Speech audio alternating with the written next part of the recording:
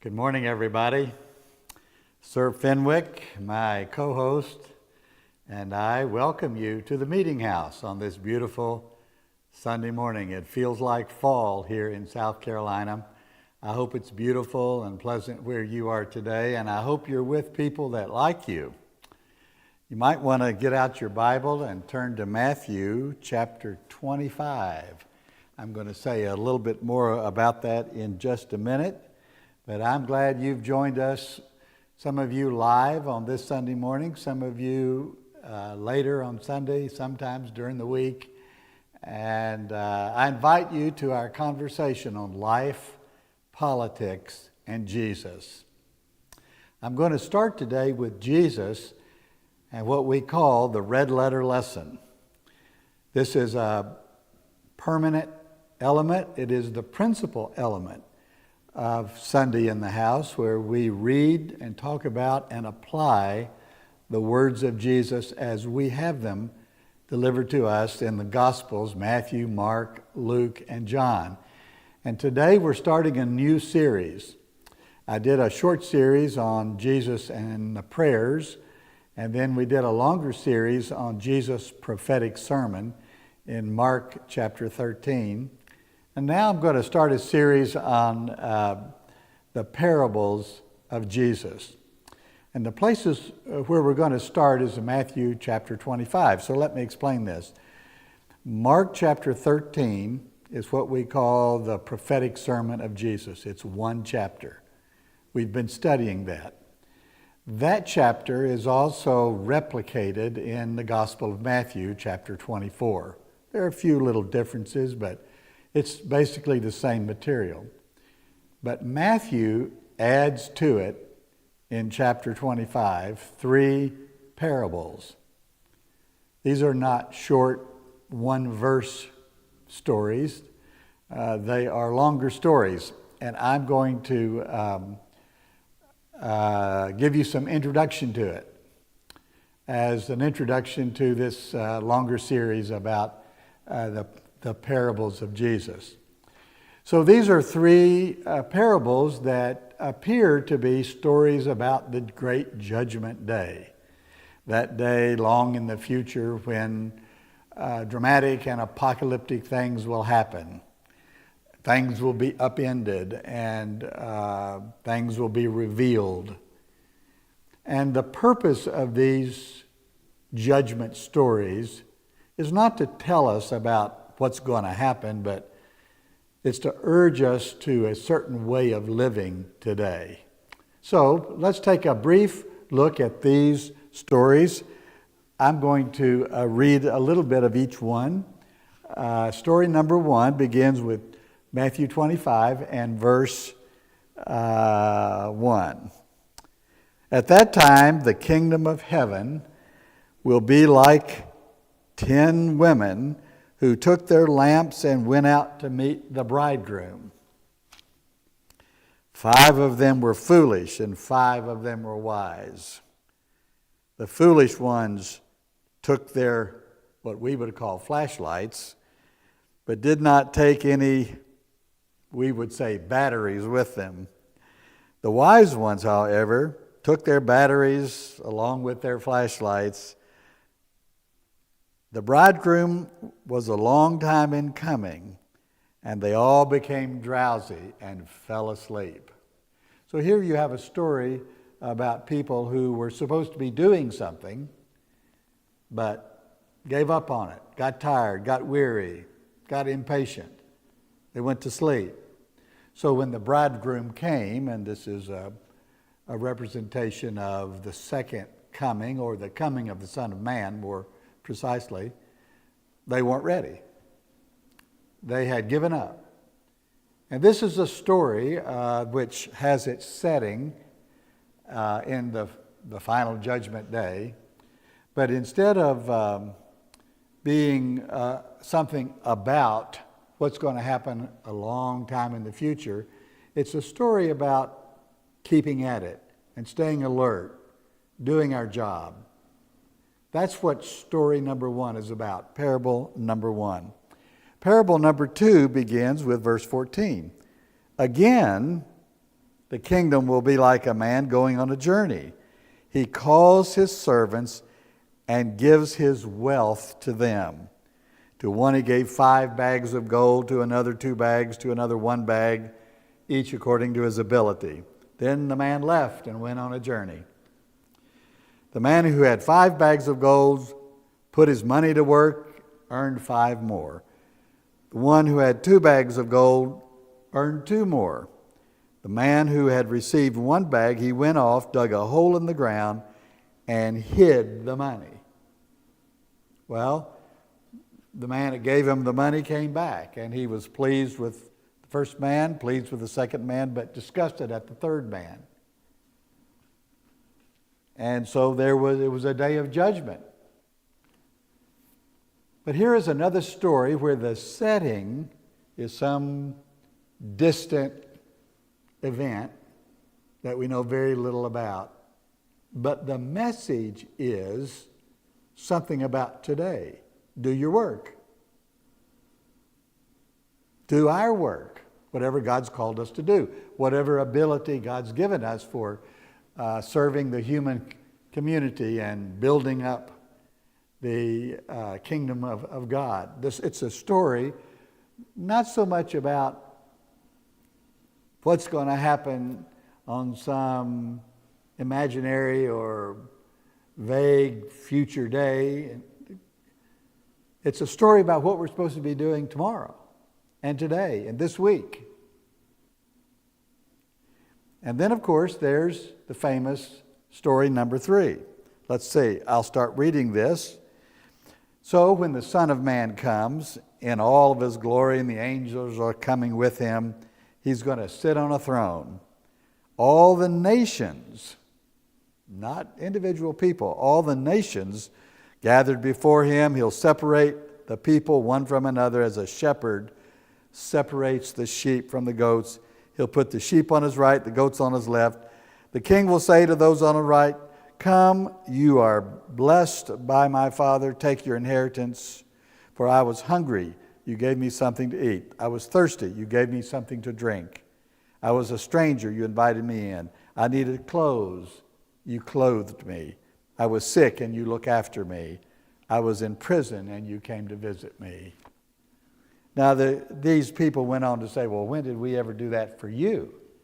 And Jesus famously said, well, anytime you did it to the least person, it's as if you did it for me. Now, the setting of this story, of course, is dramatic. It's large. It is arresting. It evokes some kind of universal event way in the distant future, but its message, love your neighbor. Show compassion and generosity and concern. Don't make this life all about yourself and your people. Share what you have. Freely you have received, freely give, Jesus says in another place, as does the old song. So this is the point I'm trying to make today. The theme of these 3 stories, these 3 parables, is about today and not some distant event. Jesus tells the story in this setting that he tells us nobody knows much about it, least of all when it's going to happen. But he tells these stories in order to shape our living today and tomorrow. Feed the hungry, welcome the stranger, visit the person in prison.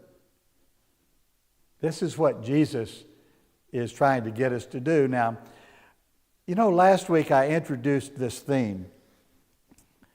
The theme of it's what you emphasize in the Bible, not what you affirm about the Bible, that shapes your spirituality and your religion. You can emphasize this story or that story. And in today's lesson, you can either emphasize the setting, the story setting about some future event, or you can emphasize the intent of the story. You have that choice. I have that choice. Now, there are many people that get all caught up in this end of the world, Judgment Day stuff. And every 100 years, there's a wave of this energy and books. And just yesterday, I listened to a woman give a talk, Dr. Lynn Huber. She is a graduate of Northwestern Nazarene University in Nampa, Idaho. I've got a good friend who teaches out there. And but she teaches at Elon University, which is a private university in North Carolina. She teaches religious studies. And I listened to her yesterday teach about the rapture, which is this hypothetical event that some people associate with end of the world events, where Jesus is going to swoop down and gather up some of the people who claim to be Christians and take them somewhere. This is called the rapture. I don't believe a word of it. I don't think the Bible teaches it. It's a very recent idea, not even 100 years old, really. No, I take that back. Maybe 200 years old. 1838, I think. But her talk yesterday, Dr. Huber's talk, was about the sudden surge of people who think this rapture is going to happen on September the 22nd. That's in a month.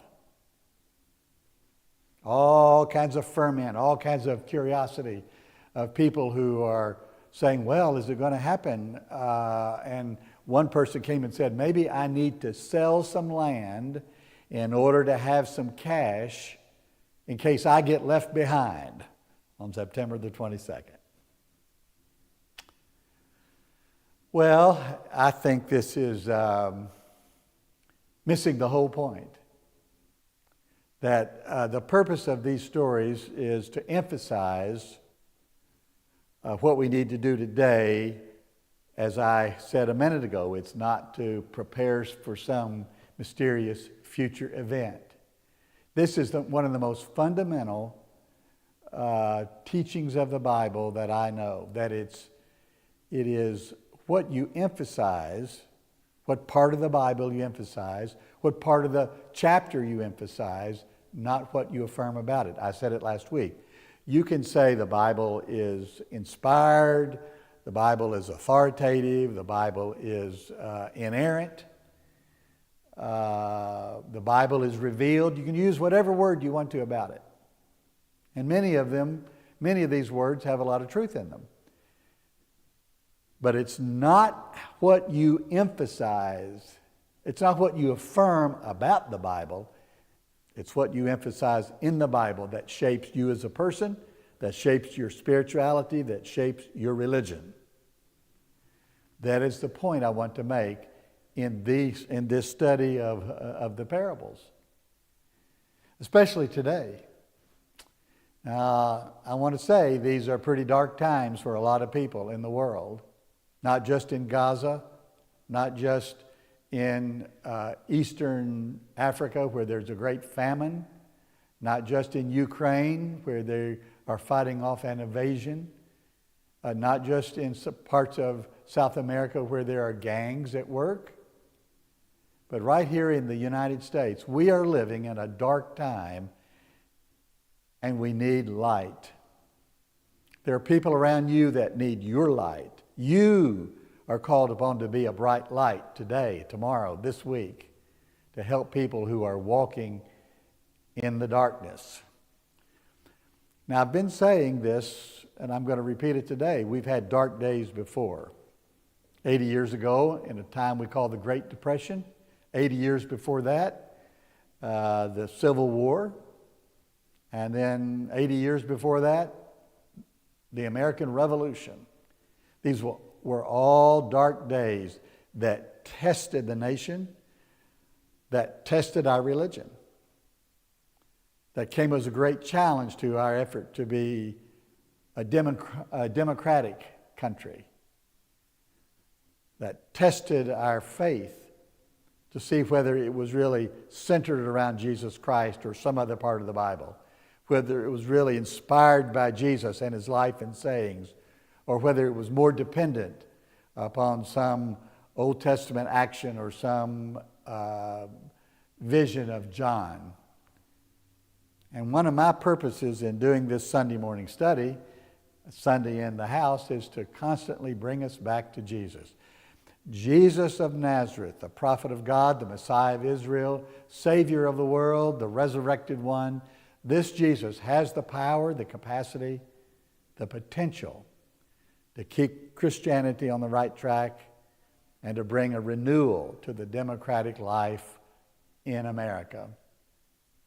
You know, it's been almost 100 years ago. I said 80, but it's been almost 100 years ago when the Depression settled in, 1929. And it brought a whole decade, 10 years, of poverty, of dislocation, of death, of despair, of suicide. We elected a president, Dr. FDR, Franklin Delano Roosevelt. He served 3+ terms.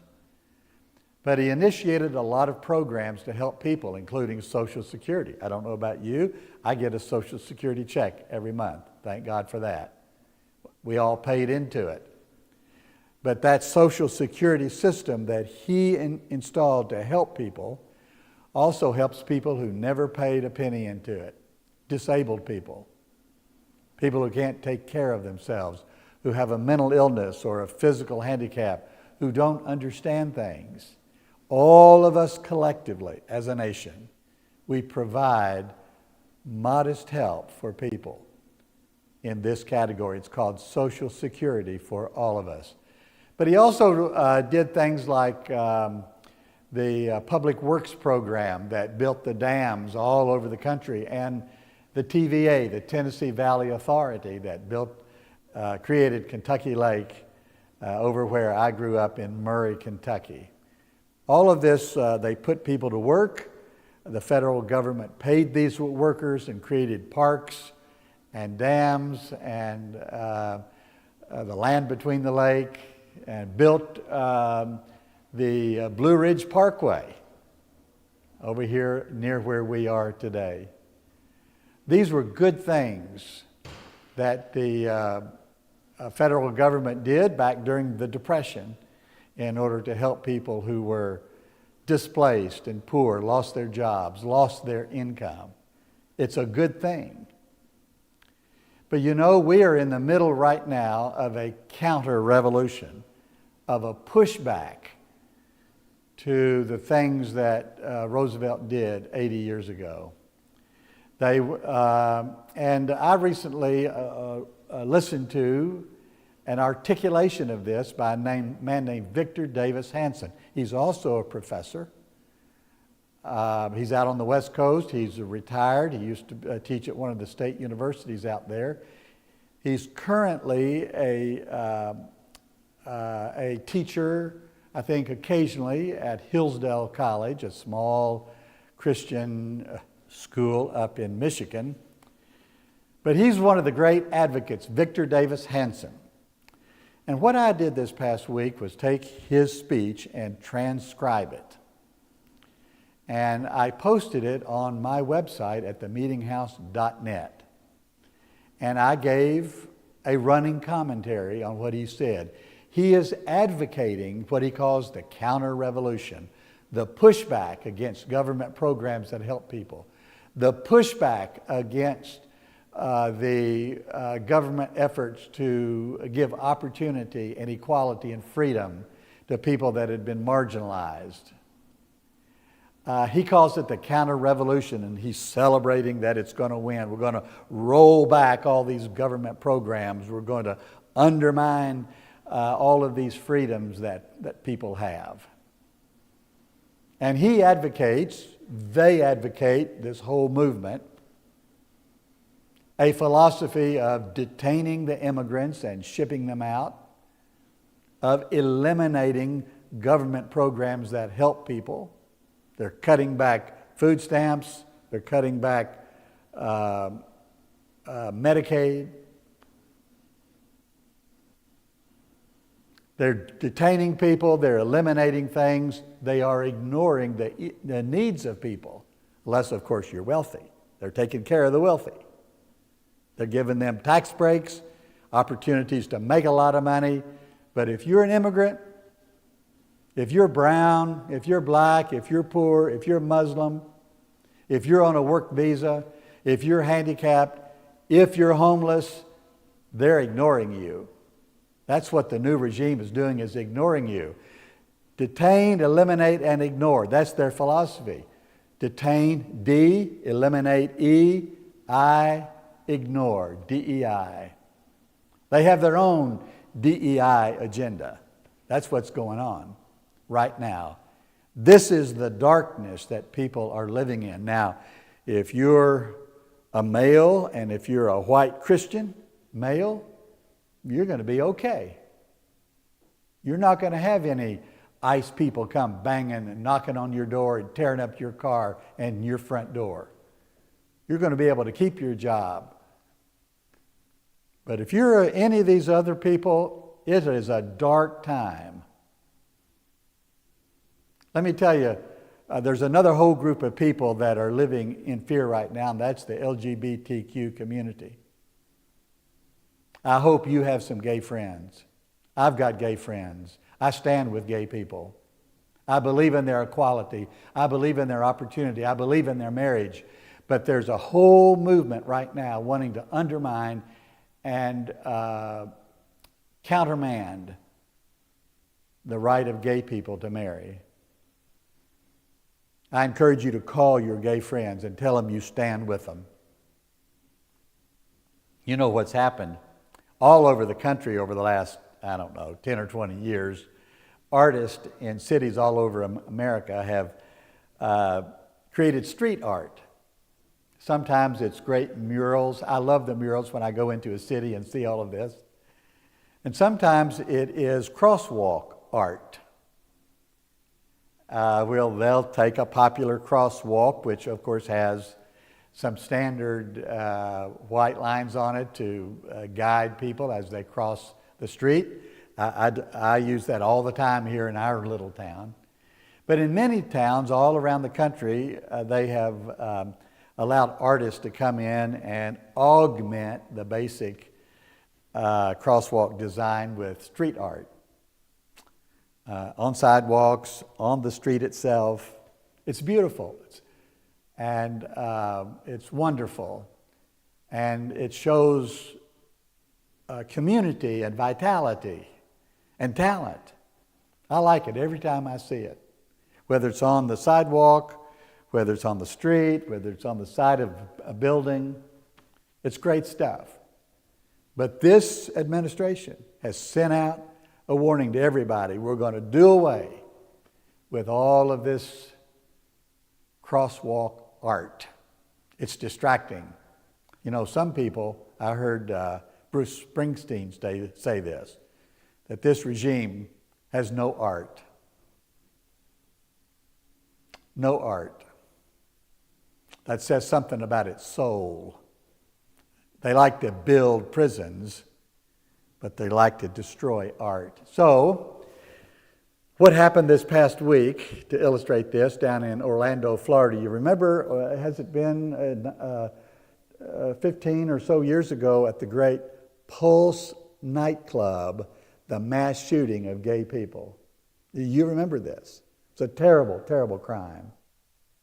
And one of the things that the local people did to commemorate this and to keep their memory on it was to take the themes and art and color of the LGBTQ community and do the street art there at the crosswalk in front of the Pulse nightclub.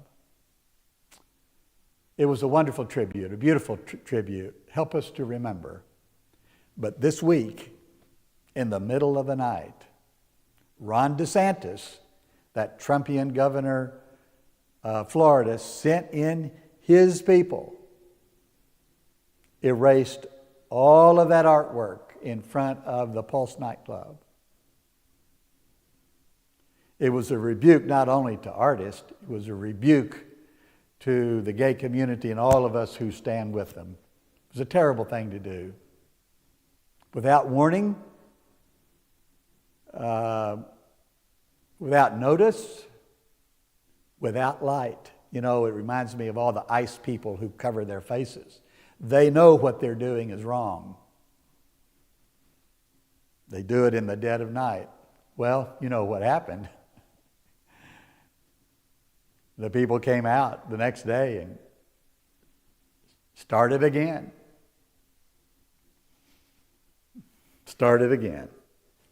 Putting all of that beautiful color back into the public square, back into the crosswalk. God bless them. I support this. It's maybe a small act of civil disobedience, nonviolent civil disobedience, something that's been important in American history since the very beginning, like dumping tea in the Boston Harbor, like Martin Luther King marching over the bridge at Selma, pushing back against autocratic meanness and cruelty. You know, last week I wrote a column. I write a column every week. I hope all of you subscribe to it, themeetinghouse.net. It was about how to celebrate the 250th anniversary of the United States. I want to do something to celebrate the good stuff. I'm not going to participate in anything this administration does because they're full of cruelty and meanness. So I thought, well, I want to have an event. Maybe I could get other organizations to go along with the meeting house to sponsor it. I wrote the dean at a school. I thought she and her school would be a great partner. And I was surprised to get her answer back.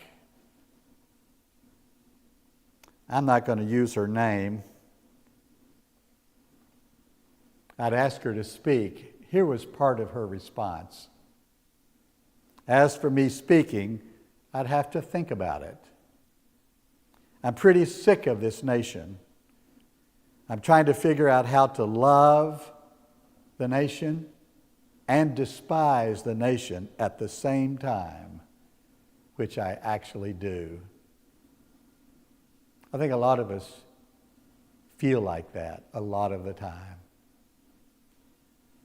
We see how our brothers and sisters, our neighbors, and strangers are being treated, not being welcomed and received and honored like Jesus taught us in the parable, but being bullied and ignored, pushed down, pushed aside, stripped, thrown in the ditch, like another parable Jesus told.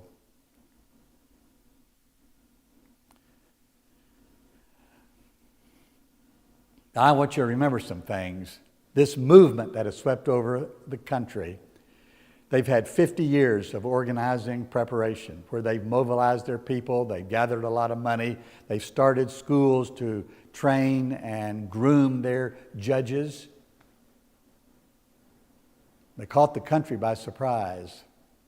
But I want to remind you that we are strong. We people who are trying to follow Jesus Christ and practice democracy. If that's you, just remember there are many of us. We are resourceful. We are strong. And in the end, we will prevail. Our vision of what true Christianity is, our vision of what true spirituality is, our vision of what true democracy is, we're going to prevail. But it will take marching. I put my sign back out there today. You see it? Less Trump, more Jesus.